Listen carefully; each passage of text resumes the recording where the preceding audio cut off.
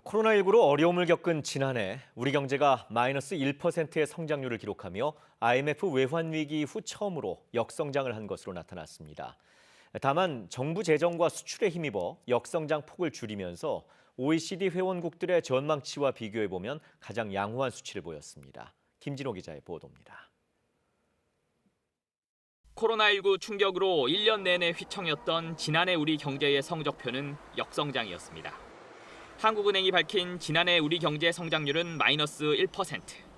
1998년 IMF 외환위기 이후 처음이자 역대 세 번째 역성장입니다. 코로나19 여파가 컸던 지난해 1, 2분기엔 연속해서 마이너스 성장을 했고 3분기부터 반등한 뒤 4분기에는 1.1% 성장했습니다.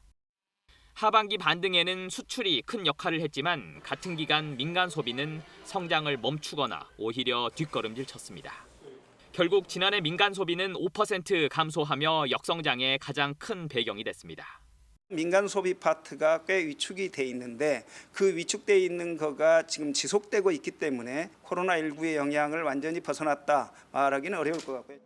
그나마 우리 경제를 뒷받침한 건 정부 재정의 힘이었습니다.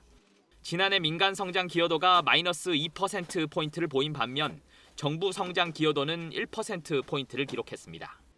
뒷심을 발휘한 수출도 힘을 보탰는데 3분기, 4분기 수출은 각각 16%와 5.2% 증가했습니다. 다만 마이너스 1% 성장률은 경제협력개발기구 OECD 회원국의 전망치와 비교하면 가장 높은 수치입니다.